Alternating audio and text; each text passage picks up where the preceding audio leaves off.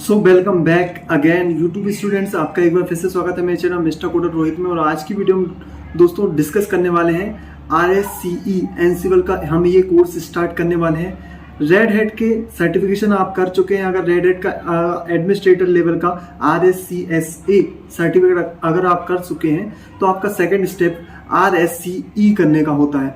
तो RSCE के बारे में बता दूं कि रेड हैट का जो सर्टिफिकेशन होता है RSCE, इसके ऊपर मैं पूरी डेडिकेटेड प्लेलिस्ट बना रहा हूँ जिसमें हम पूरा कोर्स डिस्कस करने वाले हैं RSCE के बारे में, छोटी छोटी कमांड्स और कैसे हम ऑटोमेशन पे वर्क कर सकते हैं और RSCE होता क्या है, करते कैसे हैं, अप्लाई कैसे करना है, सारी डिटेल्स हम इस कोर्स के अंदर डिस्कस करने वाले हैं। तो दोस्तों बिना देरी करते हुए शुरू करते हैं। और दोस्तों एक बात और मैं आपको बता दूं कि RSCE के अंदर हम ये पूरा एनसिबल का कोर्स कंप्लीट करेंगे। और आज की वीडियो में हम RSCE का इंट्रोडक्शन ट्यूटोरियल रहेगा जिसमें RSCE में होता क्या है और इंट्रोडक्शन में जो भी सारी डिटेल्स RSCE के बारे में हम डिस्कस करते हैं। तो चलिए दोस्तों शुरू करते हैं।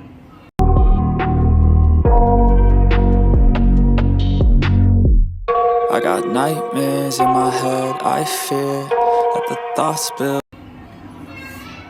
सो RSCE एनसिबल रेड हैट का हमारा ये जो सर्टिफिकेशन रहता है और रेड हैट का ही ये हमारा कोर्स रहता है। रेड हैट से हमें एक PDF बुक्स प्रोवाइड करती है, उसके थ्रू हमको रीड करना होता है और अप्लाई करने के बाद और एक लिमिटेड टाइम के बाद उसमें हमको एग्जाम देकर वो सर्टिफिकेट क्लियर करना होता है।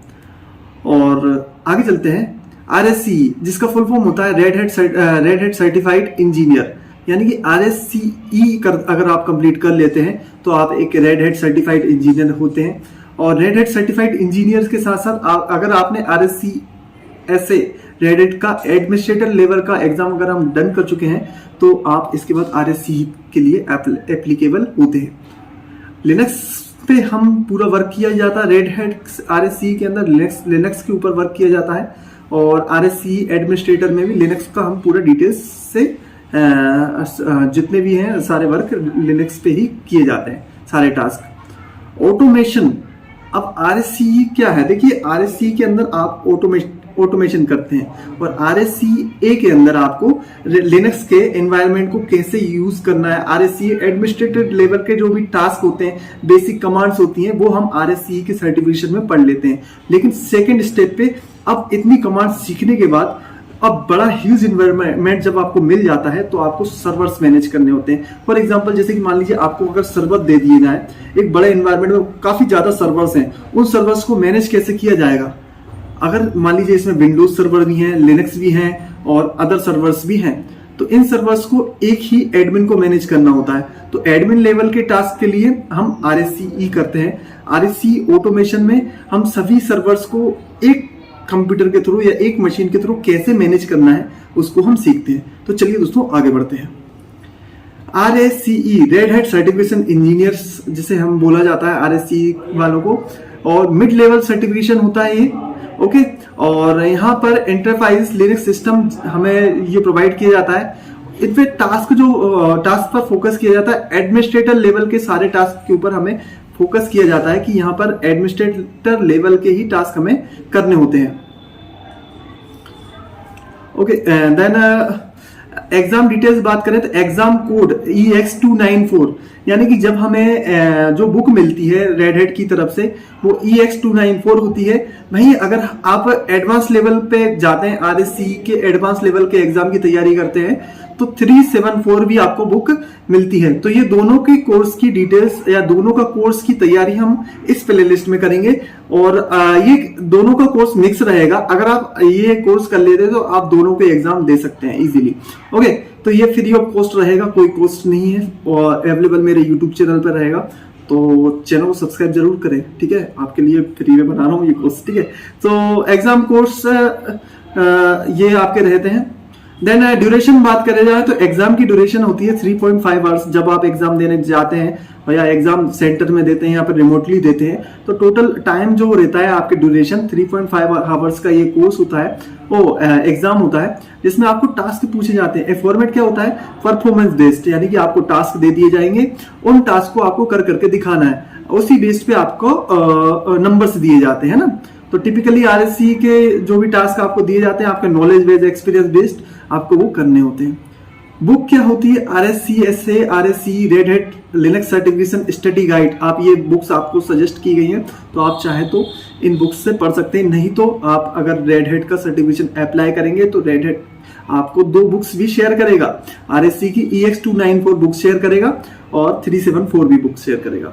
तो ये बुक्स आपको शेयर की जाती हैं और इन्हीं को पढ़ के आपका सारा कोर्स की डिटेल इन बुक्स के अंदर होती है। आगे चलते हैं। टॉपिक है the basics. What is RSCE Ansible. अब देखिए RSCE तो आप समझ गए, अब इसमें एंसिबल क्या आ गया? एंसिबल है क्या? अब देखिए एक्चुअली RSCE ऑटोमेशन होता है। ऑटोमेशन यानी कि जिसमें हम ऑटोमेट करते हैं टास्क को। यहां से मैंने टास्क फिल कर दिए और सारे टास्क ऑटोमेटिकली रन हो रहा है सर्वर्स लेवल पे। तो ऐसे कंडीशन में हम ऑटोमेशन में के डिफरेंट टाइप होते हैं। अब जैसे मान लीजिए कि अगर ऑटोमेशन के बहुत सारे टूल्स मार्केट में अवेलेबल हैं, मगर RSCE के अंदर हम एंसिबल की ही तैयारी करते हैं। एंसिबल भी एक ऑटोमेशन टूल है। तो एन ऑटोमेशन इंजन, जैसे कि मैंने यहां पे दिया है RSCE Ansible is an open source है, ठीक है। एजेंटलेस यानी कि हम इसे बोल सकते हैं कि अगर किसी सर्वर पे मैं इसको रन कर रहा हूं तो मुझे कोई भी पैकेज इंस्टॉल करने की जरूरत नहीं है। वहां पर ये ऑटोमेटिक सारे पैकेजेस इंस्टॉल करके देता है हमें। जैसे कि बस इसमें हमको SSH की जरूरत होती है। अगर आपके सर्वर पे या आपकी मशीन के ऊपर या आपका कोई भी क्लाइंट के ऊपर SSH सपोर्ट करता है तो वहां पे आप उन अपने एंसिबल को ऑटोमेट कर सकते हैं। एंसिबल के थ्रू उस मशीन को मैनेज कर सकते हैं या एंसिबल के थ्रू उनके ऊपर टास्क अप्लाई कर सकते हैं उन सभी सर्वर के ऊपर जो SSH को सपोर्ट करते हैं। फॉर एग्जाम्पल जैसे कि मान लीजिए अगर आपको किसी सिस्टम का रिमोट लेना है तो आपको सबसे पहले उसमें एक सॉफ्टवेयर डालना पड़ेगा, उसके थ्रू आप रिमोट लेंगे।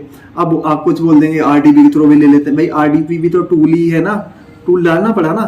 तो ऐसे ही तो लिनक्स में अगर हम एंसिबल का यूज करते हैं तो हमें कोई एक्स्ट्रा टूल नहीं डालना पड़ता है। ऑलरेडी SSH वहां पे प्रोवाइड किया जाता है हर मशीन के अंदर।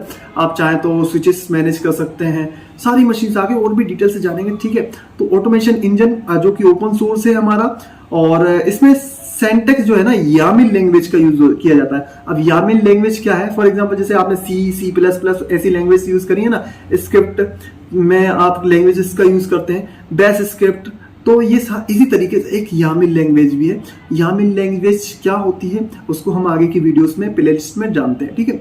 विच डिस्क्राइब ऑटोमेशन जॉब्स, यानी कि YAML के अंदर हम अपनी ऑटोमेशन जॉब्स को डिस्क्राइब कर देते हैं और उसी के थ्रू ऑटोमेशन करके हम टास्क को परफॉर्म करते हैं अदर मशीन के ऊपर। इस तो आई होप आपको समझ में आया कि एंसिबल सीधा सिंपल सा फंडा है। एंसिबल क्या है?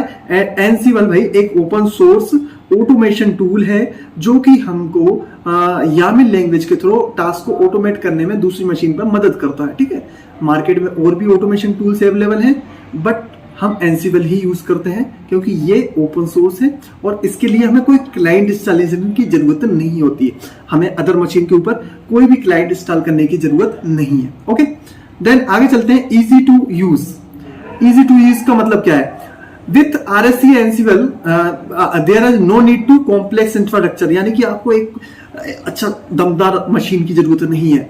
आपको ओनली एक नॉर्मल लिनक्स मशीन चाहिए और उसके ऊपर आप एंसिबल अपना पैकेज इंस्टॉल करें और रन करें एंसिबल। तो ज्यादा मतलब कॉम्प्लेक्स इंफ्रास्ट्रक्चर नहीं चाहिए एंसिबल के लिए, इजी टू यूज है। देन क्या कहते हैं? Dedicate control system. और हमें एक डेडिकेट कंट्रोल सिस्टम की भी जरूरत नहीं है, हम कहीं से भी इसको मैनेज कर सकते हैं। All you need to a YAML file and access to the your network. बस ओनली आपको YAML फाइल की जरूरत होती है जो कि आपके नेटवर्क में एक्सेस करनी है आपको। And you can start automation task. बस आपको कहीं से भी आपकी YAML फाइल लाना है और आप किसी भी लिनक्स मशीन पर बैठ के अपना ऑटोमेशन टास्क को डन कर सकते हैं इजीली।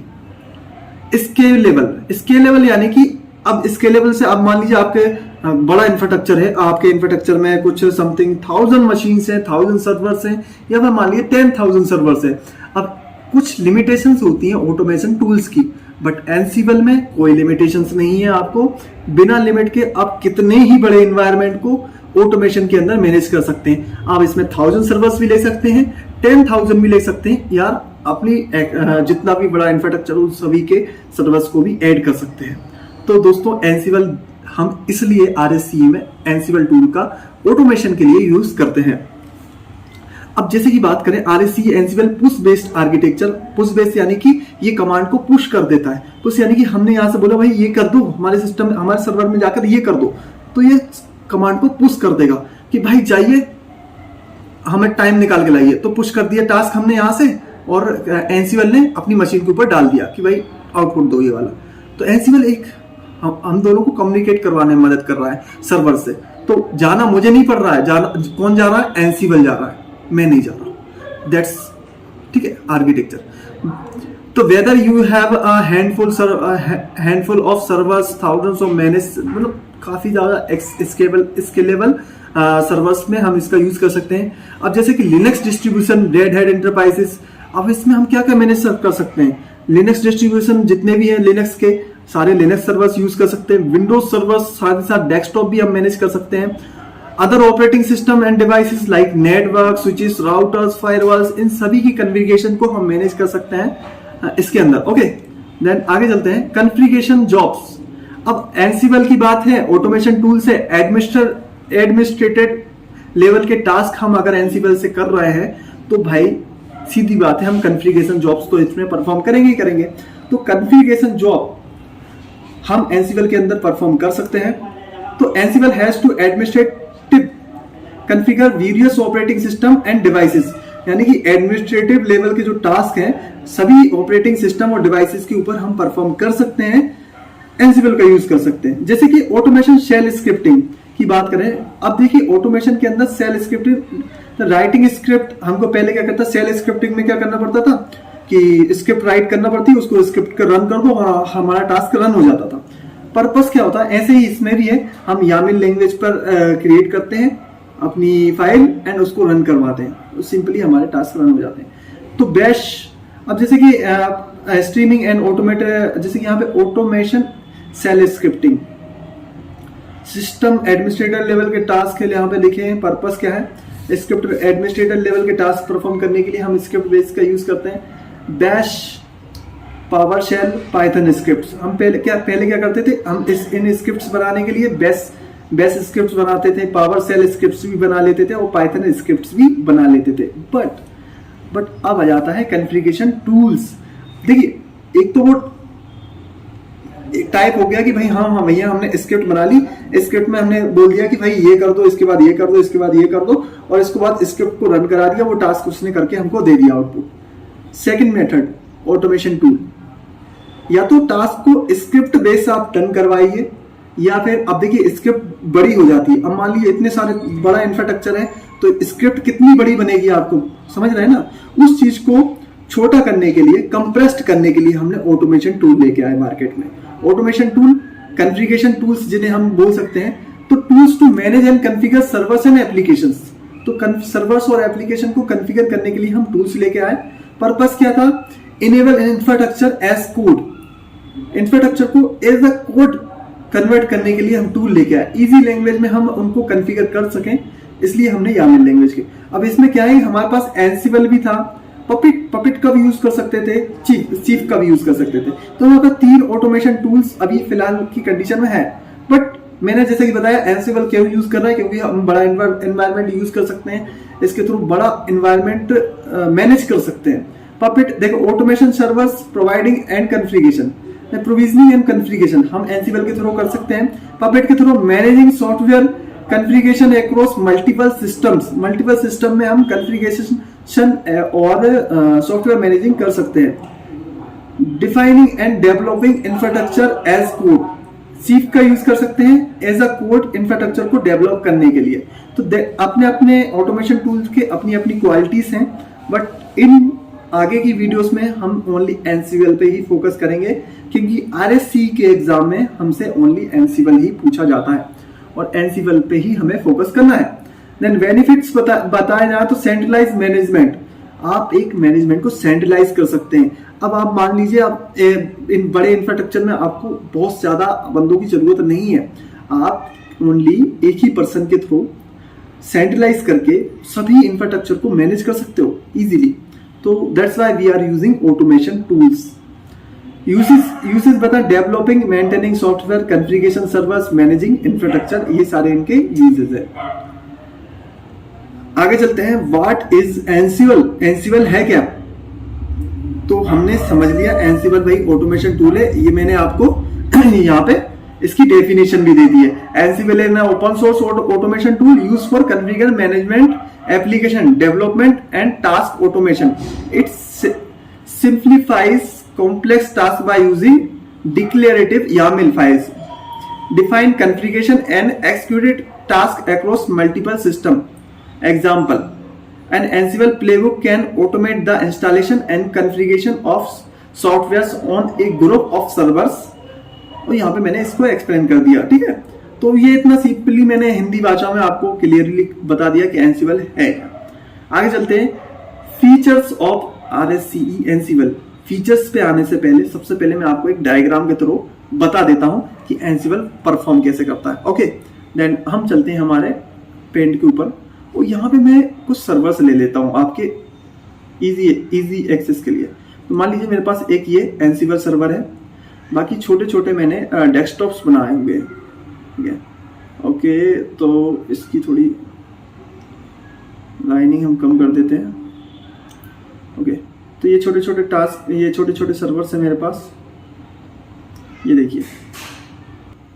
जैसे कि मैंने यहाँ पर लेके रखे हुए हैं छोटे छोटे सर्वर्स बना लेता हूँ। मान लीजिए ये आपके इंफ्रास्ट्रक्चर में ये छोटे छोटे सर्वर्स हैं, कुछ लिनक्स है, कुछ विंडोज है, कुछ उबंटू है और कुछ अदर डिस्ट्रीब्यूशन जो भी जिन्होंने सर्वर्स बना के रखे होंगे। तो यहाँ पर मैं डिस्क्राइब कर देता हूँ। ये है, यहाँ पे मैंने एंसिबल लेके रखा हुआ, ठीक है। ये आपका लिनक्स है, ये आपका विंडोज है,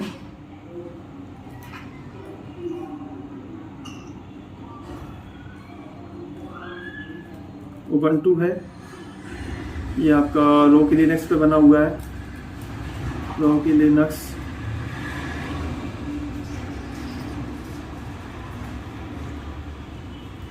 याद ऐसे समझ लीजिए। ओके, तो दोस्तों क्या होगा कि मान लीजिए मैंने अगर एक ये रोकी लिनक्स पे, देखिए एंसिबल क्या है, कोई भी लिनक्स प्लेटफॉर्म पे हम बना सकते हैं। लिनक्स प्लेटफॉर्म होना जरूरी है एंसिबल अगर आप कॉन्फ़िगर करना चाह रहे हैं तो, ठीक है। तो कोई भी लिनक्स, मान लीजिए मैंने रोकी लिनक्स या कोई भी ले लिया, तो मैंने एक एंसिबल कॉन्फ़िगर किया, ये ठीक है, ये एंसिबल तो मैंने कॉन्फ़िगर कर लिया और एंसिबल को मैं कनेक्ट कर दी ये सारी मशीन्स। अब कनेक्ट कैसे करना है तो आगे की वीडियोस में मैं बताऊंगा। तो मान लीजिए मैंने एंसिबल से कनेक्ट कर दिया इन सभी मशीन्स को, तो ये मान एक और एडमिन को क्या होगा कि इन सभी सर्वर्स के पास नहीं जाना पड़ेगा। तो एडमिन किस पे बैठेगा, ओनली एडमिन यहाँ पे बैठेगा। तो एडमिन यहाँ पे अपने टास्क डालेगा और वो टास्क एंसिबल खुद अपनी डेडिकेटेड मशीन जहाँ पे भी एडमिन चाहे उस पर परफॉर्म कर सकता है। तो मान लीजिए एडमिन ने कहा कि जाइए सभी से टाइम का अपडेट लेके आइए जितने भी सर्वर्स मेरे इन्वायरमेंट में अवेलेबल हैं। तो ओनली एक कमांड यहाँ पे अपने एडमिन को चलाना है और सारे मशीन्स इसको आउटपुट देंगे।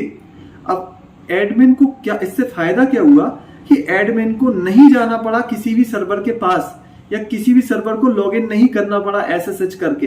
अब एंसिबल ने सभी के पास, हमने की जनरेट करके ऑथेंटिकेशन इन दोनों के बीच में कर देते हैं, जिससे कि सभी सर्वर्स ऑटोमेटिकली आउटपुट आंसर देते हैं बिना ऑथेंटिकेशन के। तो ये बहुत इजी होता है। और यहीं पे कुछ भी कॉन्फ़िगरेशन चेंज करना, मैं कह दूं कि सभी की IP 1 by 1 चेंज कर दो इस रो में, तो सभी की IP चेंज कर दूंगा, बस ओनली यहाँ पे एक कमांड डालनी है मुझे, तो एंसिबल सारे काम खुद कर देगा। तो इसलिए इसे हम बोलते हैं ऑटोमेशन यानी कि हमें बस ओनली एक बार कमांड चलानी है, ऑटोमेटिकली सारे टास्क डन हो जाते हैं। इजी लैंग्वेज में कमांड के बेस यामिल लैंग्वेज के थ्रू हमें प्लेबुक्स कैसी बनानी है वो भी आगे डिटेल्स में हम करेंगे। तो आगे कंटिन्यू करते हैं हमारे इंट्रोडक्शन को, ठीक है। तो फीचर्स ऑफ एंसिबल की बात की जा रही थी। सिंपल सिंटैक्स, एंसिबल के सबसे फीचर्स की बात, Ansible uses a simple human readable syntax based on YAML. यानी कि जब हम एंसिबल का यूज करेंगे फ्रेंड्स, तो क्या होगा कि एंसिबल में जो सिंटैक्स हम यूज करते हैं वो इजी टू अंडरस्टैंड होते हैं और हम जो भी कमांड डाल रहे होते हैं तो हमको पता होता है कि एक्चुअली वो कमांड क्या परफॉर्म करने वाली है। फॉर एग्जाम्पल मैंने बोल दिया रीड, तो मान लिया रीड सेंटेंस का मतलब रीड ही हो जाएगा, तो हम इससे अंडरस्टैंड ह्यूमन लैंग्वेज के अंडरस्टैंडेबल है, तो इसलिए simple human readable sentence use किए गए हैं एनसीवल के अंदर। एजेंटलेस आर्किटेक्चर, जैसे कि मैंने आपको पहले ही बताया कि एजेंटलेस आर्किटेक्चर है जहां पे हमको कोई भी टूल या फिर कोई भी पैकेज एक्स्ट्रा इंस्टॉल नहीं करना पड़ता है, बस वह सर्वर और एसएसएच सपोर्ट करता हो। ओके, तो हम एसएसएच कॉन्फ़िगर करके उसको इजीली एक्सेस कर सकते हैं। तो एजेंटलेस आर्किटेक्चर है। और मॉड्यूलर आर्किटेक्चर, यानी कि हमें इसमें मॉड्यूल्स लोड करने होते हैं, मॉड्यूल्स हमारे पास अवेलेबल होते हैं। एनसीवल ने हमको इतना अच्छा आर्किटेक्चर बना के दिया है मॉड्यूल्स का कि मान लीजिए कि मैंने कहा कि मुझे विंडोज के मॉड्यूल्स इंस्टॉल करना है, मुझे स्विचेस के मॉड्यूल्स इंस्टॉल करना है, मुझे नेटवर्क मैनेज करना है एनसीवल के थ्रू, तो उसके मॉड्यूल्स अलग है मेरे पास। मेरे को लिनक्स सर्वर्स मैनेज करना है तो उसके मॉड्यूल्स अलग है मेरे पास। पीएचपी के सर्वर्स हैं या पीएचपी मैनेज करना है, या फिर डिफरेंट सर्वर्स या डिफरेंट टाइप के हमारे पास मॉड्यूल्स अवेलेबल है जो कि सभी टास्क को परफॉर्म करने में हमारी मदद कर सकते हैं। सिर्फ हमें एनसीवल में उनको लोड करना पड़ता है। ओके, तो लार्ज ओपन सोर्स कम्युनिटी है इसकी। चौथा point, large open source community in the sense, यानी कि इतना ओपन सोर्स इतना अच्छा है कि Ansible has a large variable source community. तो डेवलपिंग इंप्रूविंग प्लेटफॉर्म, यानी कि एक ऐसा प्लेटफॉर्म जो कि जिसमें हम ओपन सोर्सली डेवलप भी करते जा रहे हैं मॉड्यूल्स, और इतने मॉड्यूल्स डेवलप हो चुके हैं कि लगभग सारे हम टास्क इसके अंदर परफॉर्म कर सकते हैं अपने करंट इन्वायरमेंट के लिए। ओके, बस हमको प्लेबुक्स यामिल लैंग्वेज में क्रिएट करनी पड़ती हैं, जो कि हम आगे आने वाली वीडियोस में डिस्कस करेंगे। Advantage of using RSCE Ansible. Advantages की बात करें तो प्रोडक्टिविटी इंप्रूव्ड हो गई है, यानी कि हम पहले जब जो टास्क हमें 1 by 1 सर्वर्स पे लॉगिन करने में 1 घंटा लग रहा था, आज बस हम एक ही कमांड चलाकर वो टास्क को रन कर सकते हैं। तो प्रोडक्टिविटी इंप्रूव हो गई है। अब बाकी के बचे टाइम में हम दुगना तिगुना काम कर सकते हैं ना, तो प्रोडक्टिविटी इंप्रूव हो गई है। देन बात की जाए तो रिड्यूस रिस्क ऑफ एरर्स। अब क्या होता है, सारे टास्क ऑटोमेटेड हो गए हैं, तो ऐसा नहीं है कि कभी कभी ह्यूमन से टाइप करते हुए गलती हो जाती है, बट ऑटोमेशन है तो कोई गलती नहीं होगी, ऑटोमेटिक टास्क परफॉर्म होंगे। ओके, तो रिस्क भी कम हो गया है।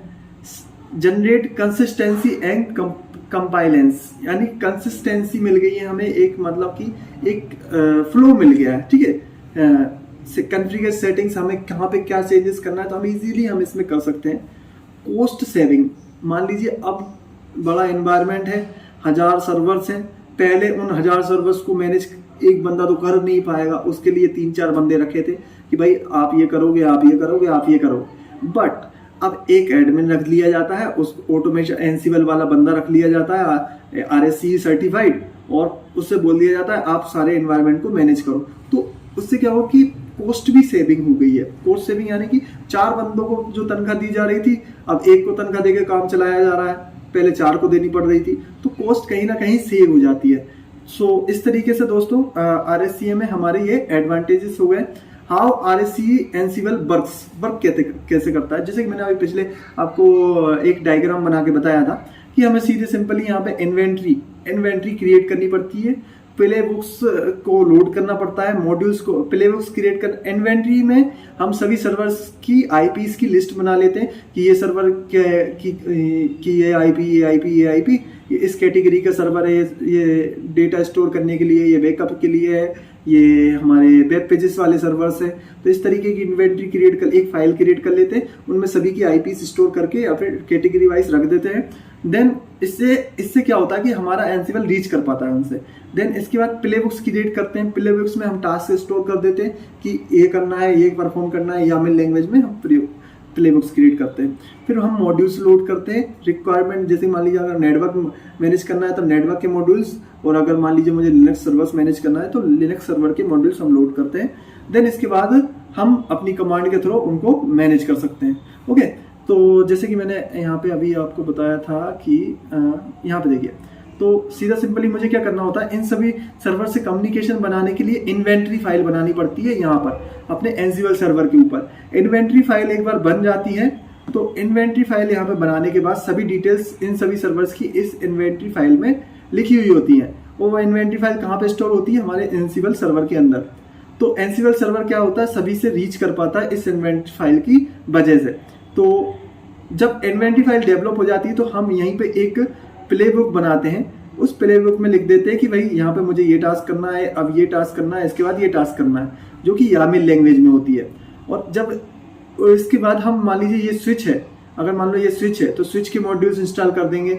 रो की लिनक्स है तो रो की लिनक्स के मॉड्यूल्स और उबंटू के मॉड्यूल्स यहाँ पे बस लोड करने हैं हमको पैकेज इंस्टॉल करने के बाद। और जब वो लोड हो जाते हैं तो हम सिंपली कमांड चला के या फिर फाइल चलाकर सिंपली अपने टास्क को रन कर सकते हैं इजीली। सो आगे की वीडियोस में करेंगे ये जादू भी, ठीक है। तो आई होप वर्क कैसे करता है आपको समझ में आया होगा। आगे की वीडियोस में हम डीपली पढ़ेंगे इसको भी, ठीक है। और example of RSC एनसिबल configuration management हम कर सकते हैं, एप्लीकेशन डेवलपमेंट भी कर सकते हैं, सिक्योरिटी एंड कंपाइलेंस भी कर सकते हैं, यानी सिक्योरिटी एंड कंपाइलेशन भी हम इसके अंदर ऑटोमेशन के थ्रू कर सकते हैं। कंपाइलेशन भी आपको आगे की वीडियोस में हम चेक करेंगे एडवांस लेवल पे जब जाएंगे एनसिबल में। और एंड इंटीग्रेशन एंड डिलीवरी, यानी कि हम एनसिबल के अंदर हम डेवऑप्स की पाइपलाइंस, सिक्योर पाइपलाइंस कैसे जनरेट करना है और ये सारी चीज़ें हम सॉफ्टवेयर वर्जन्स को कैसे मैनेज करना है, रिलायबल पैकेज कैसे डेवलप करने हैं। तो वो डेवलपिंग लेवल्स के जो वर्क होते हैं वो भी हम इसके अंदर इजीली कर सकते हैं एनसिबल के अंदर, और आगे की वीडियोस में हम सीखेंगे। सो दोस्तों आज की वीडियो में बस इतना ही। आई होप आपको वीडियो पसंद आई होगी। चैनल को लाइक शेयर सब्सक्राइब करें और बेल आइकन को दबा लें। मिलते हैं अगली वीडियो में। Thank you for watching.